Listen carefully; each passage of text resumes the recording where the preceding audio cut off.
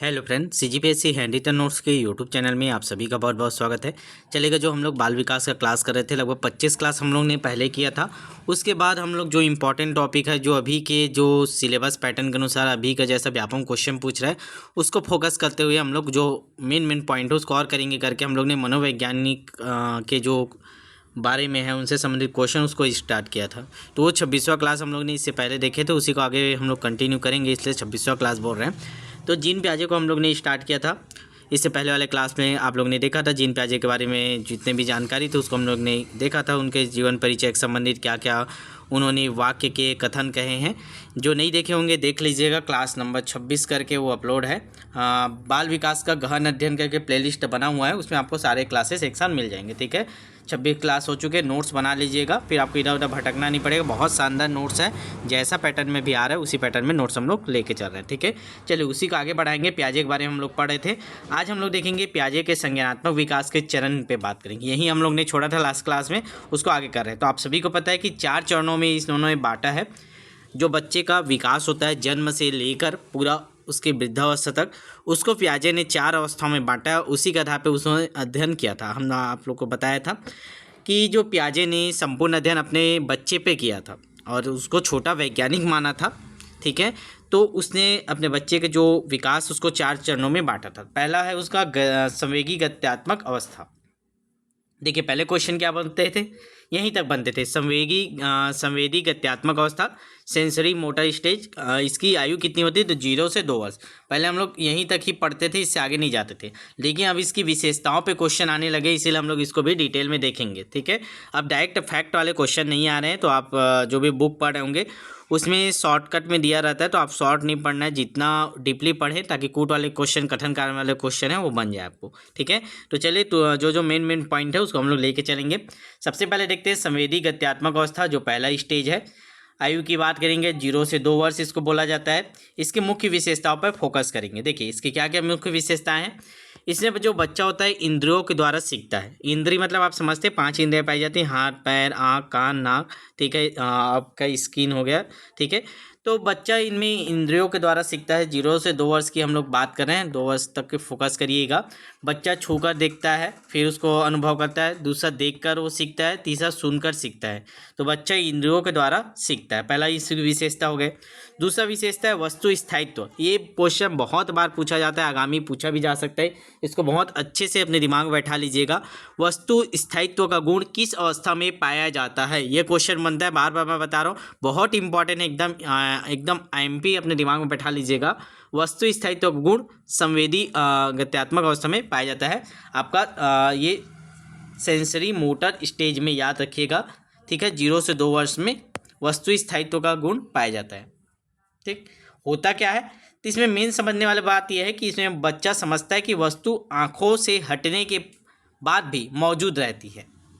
ठीक है, वस्तु स्थायित्व का गुण क्या होता है, इसमें बच्चा समझता है कोई भी वस्तु उसके आंखों से हट जाने पर भी वो मौजूद रहता है। उदाहरण के लिए समझेंगे, जैसे माँ ने कोई खिलौना को छुपा दिया, छोटा बच्चा सोचता है कि खिलौना गायब हो गया और बड़ा होने पर उसे ढूंढने लगता है। यही वस्तु स्थायित्व का गुण कहा जाता है। ठीक है, वो समझता है कि जो वस्तु वो अभी गायब हो गया, बाद में उसको फिर ढूंढने लगता है। ठीक है, उसको लगता है कि हट गया, उसके बाद भी वो वहाँ पर मौजूद है। ठीक, बस इतना बस याद रखिएगा, मेन वही है। वस्तु स्थायित्व गुण किस अवस्था में पाया जाता है, संवेदी गत्यात्मक अवस्था। तीसरा इसकी और विशेषता अनुकरण। इस अवस्था में बच्चा क्या करता है, अनुकरण के द्वारा सीखता है। आप सभी देखे होंगे, आप स्माइल करेंगे बच्चा स्माइल करता है, आप हाथ हिलाएंगे तो धीरे धीरे हाथ हिलाने लगता है, देखता है। आप इधर जाओगे तो आँख को उधर ले जाता है। तो बच्चा चेहरे की भी नकल करता है, मतलब अनुकरण के द्वारा सीखता है इस अवस्था में। ठीक है, चौथा इसकी मुख्य विशेषता होता है गोल डायरेक्टेड बिहेवियर। अब ये आप समझेंगे थोड़ा सा मुश्किल लगेगा कि छोटा बच्चा 0 से 2 वर्ष, लेकिन गोल कैसे, उद्देश्यपूर्ण क्रिया कैसे करता है करके। तो अभी डीपली मत जाइए, नया चीज़ कॉन्सेप्ट है, नया क्वेश्चन इसमें आया हुआ था, इसलिए हम लोग इसके ऐड कर दिए हैं। संवेदी गत्यात्मक अवस्था में भी ये उसकी विशेषता उद्देश्यपूर्ण क्रिया करना। बच्चा का उद्देश्य होता है भूख के लिए वो रोता है, इधर देखता है, हंसता खेलता है। ये जो भी आप इसका मीनिंग निकाल सकते हैं, बस इसको आप याद रखिएगा। ठीक है, चलिए तो ये पहला अवस्था हम लोग पढ़ लिए। अब हमारा दूसरा अवस्था है, 4 अवस्था की हम लोग बात करेंगे एक एक करके। पहला अवस्था हम लोग ने पढ़ा 0 से 2 वर्ष संवेदी गत्यात्मक अवस्था। दूसरा अवस्था हम लोग पढ़े पूर्व संक्रियात्मक अवस्था। ठीक है, प्रोपेटेशनल स्टेज। ठीक, इसकी आयु की बात करें 2 से 7 वर्ष। पहले हम लोग ने देखा 0 से 2 वर्ष, फिर हम लोग आगे देख रहे हैं 2 से 7 वर्ष की बात करेंगे। अब देखेंगे बच्चा बड़ा हो गया, 2 से 7 वर्ष में हो गया, तो उसकी क्या क्या विशेषता पाई जाती है, कैसा उनका विकास होता है। ठीक है, सबसे पहले विशेषता पे बात करेंगे, भाषा का विकास तीव्र होता है। तो ये क्वेश्चन बनता है, ध्यान रखेंगे कि किस अवस्था में बच्चे की भाषा का विकास सबसे अधिक होता है। तो 2 से 7 वर्ष, मतलब बच्चा 2 से 7 वर्ष के बीच में रहता है तो उसका भाषा का विकास बहुत जल्दी तीव्र गति से होता है। ठीक है, तो पहली विशेषता इसका याद रखिएगा, भाषा विकास का गति तीव्र होता है, भाषा विकास तीव्र गति से विकास होता है। ठीक है, दूसरा है प्रतीकात्मक चिंता। अब बच्चा क्या है कि प्रतीक के रूप में किसी को मानने लगता है, उसको सोचने लग जाता है, जैसे लकड़ी को घोड़ा मान लेता है और उसके बारे में सोचता है। ठीक है, तो ये प्रतीकात्मक चिंतन का गुण आपके 2 से 7 वर्ष में पाया जाता है। ठीक है, तीसरा होता है अहम केंद्रिता, ईगोसेंट्रिज्म। सबसे महत्वपूर्ण कॉन्सेप्ट है ये अहम केंद्रिता वाला। इसमें बच्चा केवल अपना दृष्टिकोण को ही सही मानता है। 2 से 7 वर्ष का बच्चा रहता है, वो जो समझेगा वही उसको सही लगता है। आप उसको कितना भी समझा लो कि ये गलत है करके, लेकिन वो मानने को तैयार नहीं होता, वो केवल अपने दृष्टिकोण को ही सही मानता है। ठीक है, तो अहम केंद्रिता, ईगोसेंट्रिज्म की गुण किस अवस्था में पाया जाता है, तो आपको याद रखना है पूर्व संक्रियात्मक अवस्था 2 से 7 वर्ष के बारे में। ठीक है, क्या क्या पढ़े हम लोग, भाषा विकास बहुत तीव्र गति से होता है, प्रतीकात्मक चिंतन करने लगता है, अहम केंद्रिता का गुण उसमें विकसित हो जाता है। ठीक है, तो ये हम लोग ने 3 विशेषता इसमें महत्वपूर्ण देखी। अब इसी को लेकर एक प्रयोग भी उन्होंने किया था पियाजे ने, प्रसिद्ध 3 माउंटेन एक्सपेरिमेंट। ठीक है, पियाजे ने बच्चों को 3 पहाड़ों का मॉडल दिखाया। अब बच्चा क्या है, वो 3 टाइप का है, मतलब आप समझिए उसको माउंटेन है। ठीक है, 3 तरफ से वो दिखेगा, त्रिभुज टाइप का। अब बच्चा एक सामने अपने तरफ को जो देख रहा है वही वो समझेगा। वो बच्चा ये नहीं समझ पाता कि सामने वाले व्यक्ति को अलग दृश्य दिखाई देगा। ठीक है, ऐसे वो देख रहा है, यहाँ पे वो बैठा है तो उसको लगेगा केवल मैं यही देख रहा हूँ, तो यही है हिस्सा है, इधर इधर के बारे में वो नहीं सोच पाता। ठीक है, ये आता है आपका जो ईगोसेंट्रिज्म के मतलब अहम केंद्रिता के अंतर्गत। ठीक है, तो ये प्रयोग एक किया था, या नाम बस याद रखिएगा, डिटेल इसमें समझने की जरूरत नहीं है। एक प्रसिद्ध ये नाम है 3 माउंटेन एक्सपेरिमेंट, किनके द्वारा किया गया था, बच्चों के विकास से संबंधित 3 माउंटेन एक्सपेरिमेंट किनके द्वारा किया गया था, तो पियाजे के द्वारा किया गया था, ये याद रखिएगा। ठीक है, चलिए आगे बढ़ते हैं। चौथा, अभी हम लोग उसी की विशेषता पे बात करें। चौथा विशेषता ये है जीववाद। ये निर्जीव वस्तुओं को जीवित मानता है। जैसे अभी हम लोग पढ़े 2 से 7 वर्ष की बात कर रहे हैं, तो 2 से 7 वर्ष का जो बच्चा होता है वो जो निर्जीव वस्तुओं को भी जीवित मानता है। जैसे वो बोलता है कि सूरज मेरे साथ चल रहा है। ठीक है, तो ये आपका 2 से 7 वर्ष के अंतर्गत आता है। ठीक है, तो हम लोगों ने 2 अभी अवस्था पे बात की, पूर्व संक्रियात्मक अवस्था भी हम लोग देख रहे हैं 2 से 7 वर्ष। इसका एक और विशेषता है, उसको भी याद रखिएगा, कई बार क्वेश्चन इससे भी बना है, केंद्रीकरण। ठीक है, बच्चा केवल एक पहलू पर ध्यान देता है। उदाहरण के लिए लंबे गिलास में पानी अधिक लगेगा, मतलब समझिएगा इसको क्या बोल रहे हैं। जैसे एक गिलास है, अभी इसमें हम लोगों ने पानी डाल दिया। ठीक है, ये आकार में थोड़ा सा चौड़ा है। अब ये पतला वाला गिलास ले लाए, थोड़ा लंबा है, उसमें उतना ही पानी को डालेंगे तो बच्चा समझेगा ये लंबा गिलास है, इसलिए इसमें ज़्यादा पानी आएगा। ये होता है केंद्रीकरण। बच्चा केवल एक पहलू पर ध्यान देता है, लंबे गिलास में पानी अधिक लगेगा करके। ठीक है, इसी पे हम लोग समझते हैं जो ये 5वां केंद्रीकरण है, उसी से संबंधित एक कॉन्सेप्ट आया था, संरक्षण। ठीक है, कंजर्वेशन कॉन्सेप्ट है। संरक्षण क्या है, आकार बदलने पे मात्रा समान रहती है। ठीक, तो आकार बदलने पे मात्रा समान रहती है। जो अभी मैं गिलास का उदाहरण दिया, वही चीज़ को आपको समझना है। बच्चा इस चीज़ को अभी नहीं समझ पाता है। संरक्षण का जो नियम है उसको बच्चा नहीं समझ पाता है। वो सोचता है कि अगर छोटा गिलास है उसमें कम पानी है और वो लंबा वाला है तो उतना ही पानी उसमें डालेंगे, फिर भी वो सोचेगा लंबा गिलास है तो ज़्यादा पानी आएगा।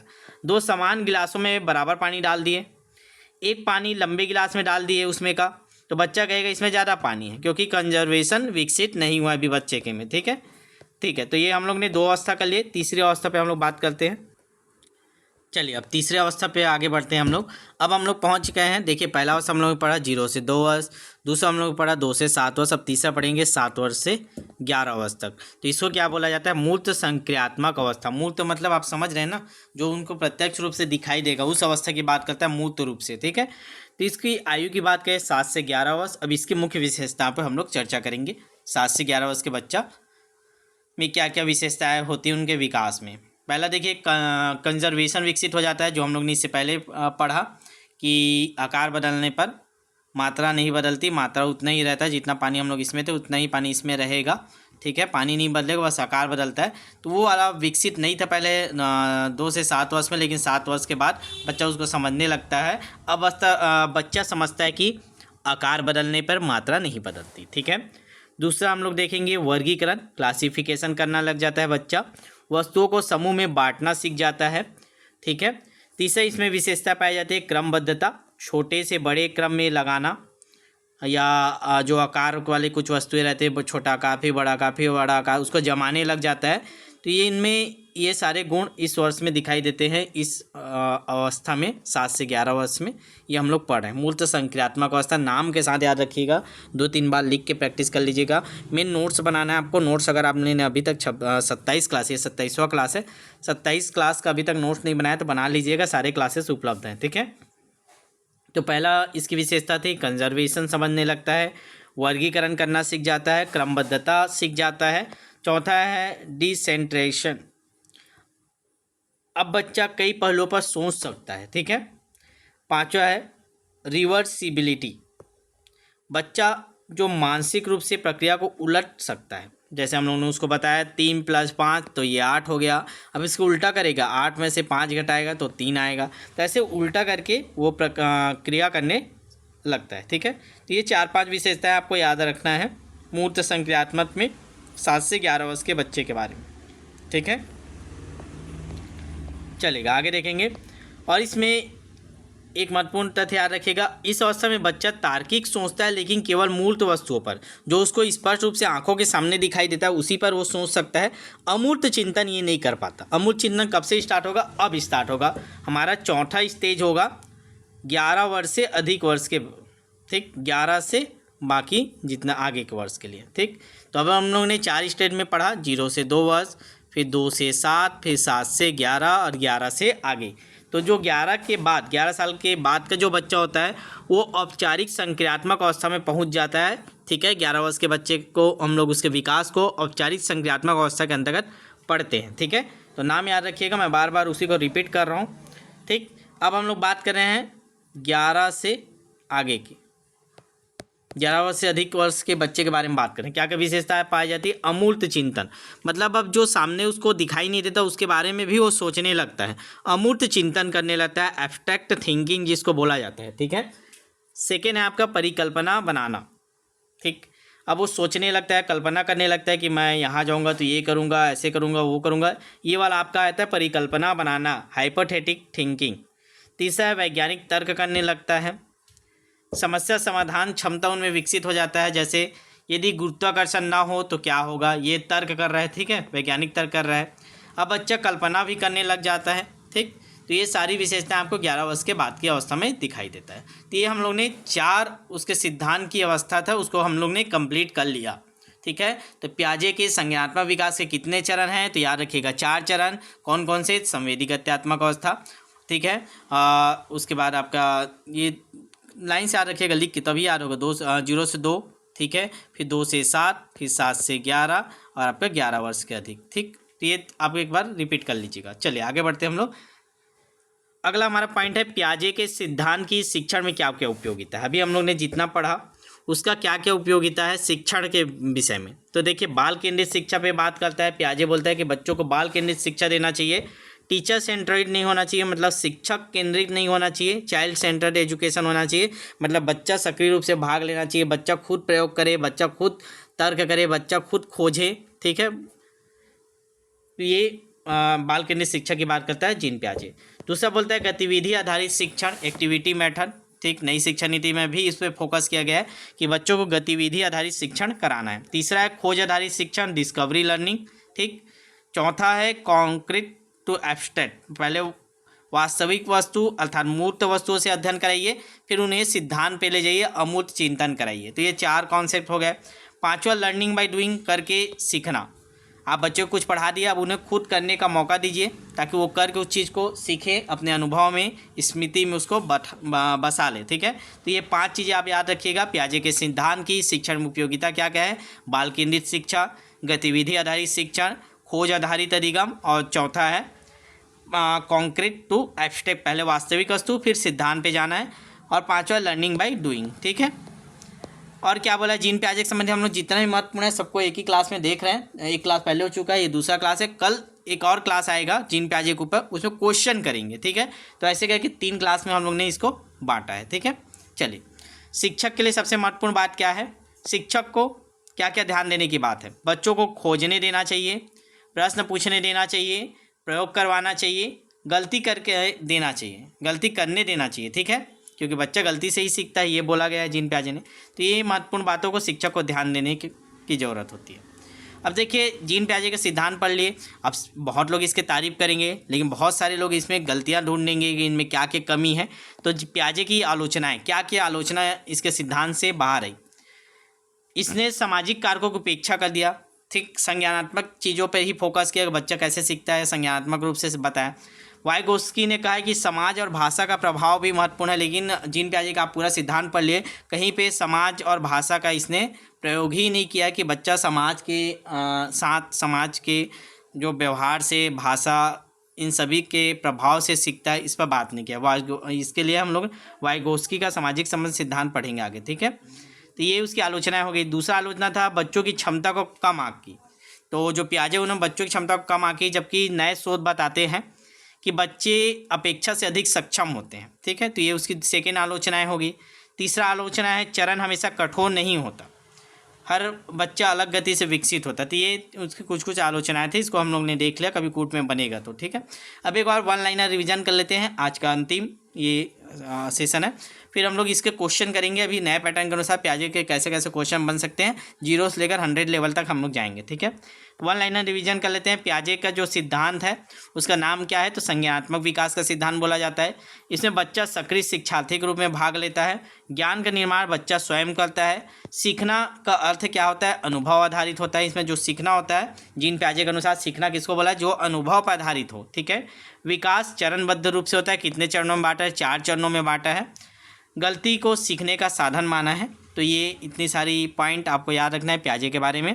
लास्ट में इसका अंतिम लाइन था प्याजे का, यदि शिक्षक केवल पढ़ाता है तो बच्चा भूल सकता है, लेकिन यदि बच्चा स्वयं खोजता है, प्रयोग करता है और अनुभव करता है, तब वास्तविक अधिगम होता है। तो ये जीन प्याजे के द्वारा बोला गया। मैं फिर से रिपीट कर रहा हूँ, इसको भी कई बार एग्जाम में पूछा गया, आगे पूछ सकता है। यदि शिक्षक केवल पढ़ाता है तो बच्चा भूल सकता है, लेकिन यदि बच्चा स्वयं खोजता है, प्रयोग करता है, अनुभव करता है, तब वास्तविक अधिगम होता है। यही प्याजे का सबसे बड़ा संदेश है, ठीक है। तो आज की क्लास यहीं समाप्त करेंगे। अगले क्लास में हम लोग इसके क्वेश्चन देखेंगे, प्याजे से संबंधित, प्याजे के संज्ञानात्मक विकास से संबंधित किस टाइप के क्वेश्चन भी नए पैटर्न में बन रहा है। और बाकी हम लोग का टेस्ट चल ही रहा है, उसमें हम लोग एक टॉपिक वाइज कंप्लीट कर रहे हैं, ठीक है। आज फिर टाइम टेबल आपको मिल जाएगा आगे के टेस्ट के लिए। तो ये नंबर नोट कर लीजिएगा। जिन लोग भी व्हाट्सअप में देख रहे हैं, अभी तक हमसे नहीं जुड़े हैं, या यूट्यूब में देख रहे हैं, ये क्लासेस देख रहे हैं लेकिन हमारे बैच से नहीं जुड़े हैं, नाम मात्र की टाइपिंग शुल्क लेते हैं, केवल 1 टाइम आपको शुल्क देना है, और जब तक पेपर नहीं होगा तब तक के लिए हमारा बैच चलता है। नंबर नोट करेंगे 75 83 86 44 61, ठीक है। ये हमारा व्हाट्सअप नंबर है, इसमें मैसेज कर दीजिएगा। चाहे आप सहायक शिक्षक की तैयारी कर रहे हो, चाहे आप शिक्षक की तैयारी कर रहे हो, ठीक है, दोनों बैच हमारे चल रहे हैं। और जिन लोग भी सहायक शिक्षक बैच पुराने बैच में, मैं बार बार नए बैच में अपडेट करा लीजिए, ताकि बेहतरीन तैयारी आपकी हो पाई। आपको केवल नाम मात्र का सहायक जो टाइपिंग का शुल्क है वही आपको देना, ठीक है। चलिए मिलते हैं नेक्स्ट वीडियो में, तब तक के लिए ऑल बेस्ट।